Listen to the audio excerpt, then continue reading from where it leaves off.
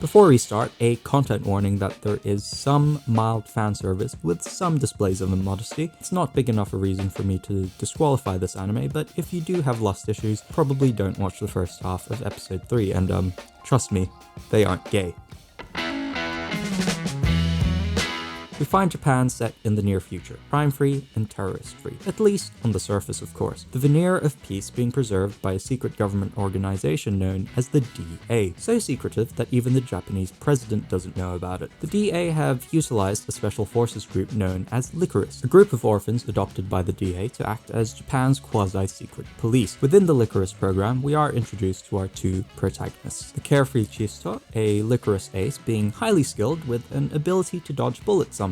Either that or Stormtrooper syndrome is very prevalent in this universe, though despite being the most talented Lycoris, Chisto operates separately at this cafe for some reason, only taking fringe cases every so often. Joining Chisto's post is the somewhat stern Takna. After being transferred due to a minor accident, Takna is now facing some disciplinary action. Begrudgingly, she accepts to learn some things from Chisto in hopes of regaining favor with the DA. What follows is a very cute and wholesome character dynamic between the two.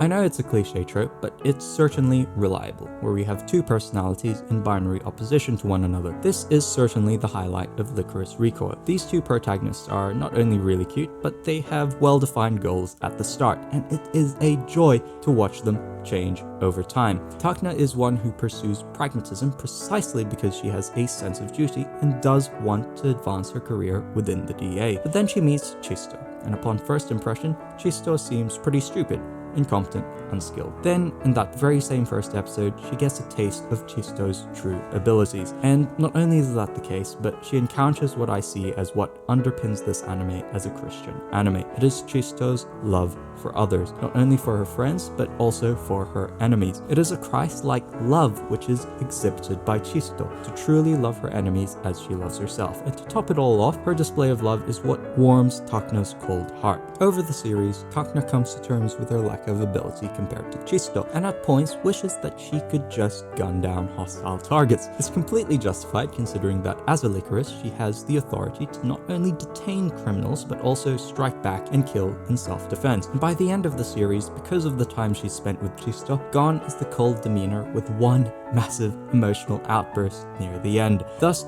why Chisto is a good example for Christians to emulate. Chisto has let her light shine so that others may see her good works, and in turn glorify God. And although I've painted Chisto as this very loving character, she of course comes to terms with her philosophy by the end of the series, mirroring what I would assume would be a very common Christian struggle. I'm sure there are many of us who would have found ourselves in similar situations where we have exhibited a great many good works, yet misfortune befalls us. But in this struggle, Chisto continues in perseverance because she isn't doing good works for the sake of praise or reward, but doing good works because they are good. So again, it's a good attitude for us Christians to emulate. The reason why we do good works isn't so God will bless us, but we do good works so that God is glorified. Lycoris Recoil is in a weird spot because on one hand it's a cool and slick action series, but on another it's also a moe slice of life. So I know I've just told you, look how good this anime is. I do recognize that this anime isn't for everyone. I should think if you are attracted to moe and slice of life, you'll be more tolerant of the action sequences and be more pleasantly surprised as I was. However, if you are purely looking for action, this probably isn't the anime for you. Let me warn you, there's a lot of screen time dedicated to the characters doing slice of life stuff like going shopping, working in a cafe, and the like. So I do recognize this as one of Lycoris Recoil's biggest weaknesses, which is the weird genre it's defined for itself. But in saying that, it has also found itself in a very unique niche space.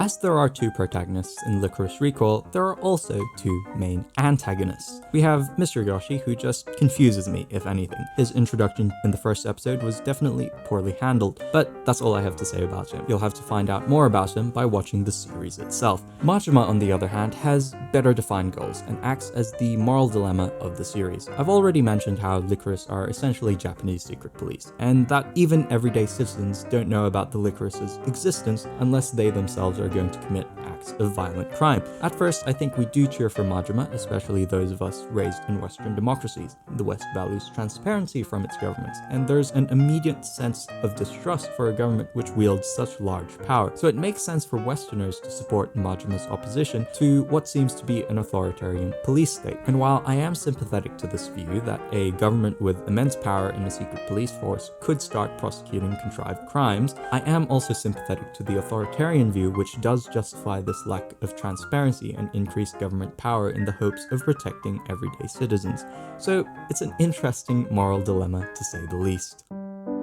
I would also like to appreciate the fact that we have two female protagonists who are actually flawed and not perfect, and although Chisto's pretty overpowered at times, near the end of the series she becomes quite vulnerable. Not only does she have her weakness exposed, but her appearance of being happy-go-lucky is an appearance that she has to work to uphold, to maintain that stiff upper lip. So again, good job Japan for having good female protagonists. All in all, I gave Lycoris Recoil an 8 out of 10. It's got great animation, a compelling narrative, and endearing characters. Subscribe for more Christian anime recommendations, and I've got a playlist of a whole lot of them right here for you.